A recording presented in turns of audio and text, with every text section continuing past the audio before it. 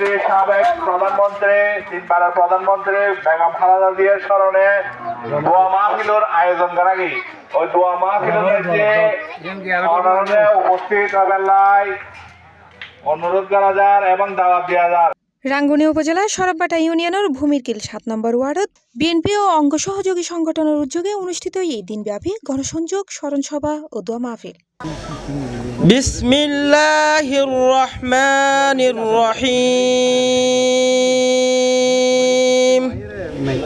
জানুয়ারি 15 তারিখ বৃহস্পতিবার দিনের শুরুতে ওয়ার্ডের প্রত্যেক বাড়ি বাড়ি গণসংযোগ কর্মসূচি চালায় নেতাকর্মী হল।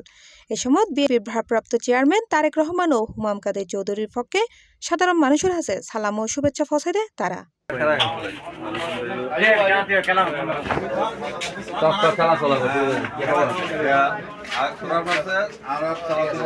গণসংযোগ শেষে আজ স্থানীয় মাঠত অনুষ্ঠিত হয় স্মরণসভা ও দোয়া মাহফিল।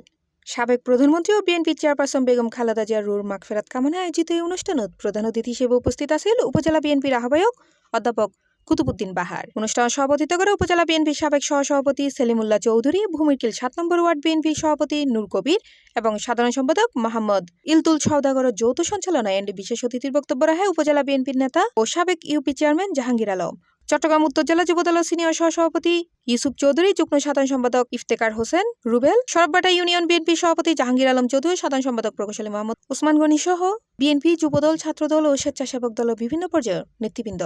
তার স্মরণ সভা আজকে আসলে বলতে গেলে অনেক কিছু বলতে হয়। হয়তো আমরা ক্ষুদ্র জ্ঞানে ওনার ভবিষ্যৎ দেখেছি, হয়তো আমরা যারা তার সাথে রাজনীতি করেছেন দীর্ঘ। আমাদের নেত্রীকে সবাই আপুসহীন দেশ নেতাকে অনেক চেষ্টা করেছে দেশ থেকে তাড়িয়ে দেওয়ার জন্য। উনি একটি কথাই বলেছেন। উক্ত অনুষ্ঠান শেষ পর্যায়ে বিশেষ দোয়া ও মোনাজাত পরিচালনা করা হয়। এ সময় শহীদ রাষ্ট্রপতি জিয়াউর রহমান, সাবেক প্রধানমন্ত্রী বেগম খালেদা জিয়া এবং রাঙ্গুনিয়া তুন একাধিকবার নির্বাচিত সাবেক সংসদ সদস্য সালাউদ্দিন কাদের চৌধুরীর রুর মাগফিরাত কামনা করা হয়। অক্ষয় ফলে হুমাম কাদের চৌধুরীর সফলতা ও দীর্ঘায়ুর বিশেষ দোয়া করা হয়। সমস্ত সব আপনার হাবিব আহমদ মুস্তফা মোহাম্মদ মুস্তফা সাল্লাল্লাহু আলাইহি ওয়াসাল্লাম রওজা তাহের মধ্যে পৌঁছে দেন আল্লাহ। সি+ টিভি, চট্টগ্রাম।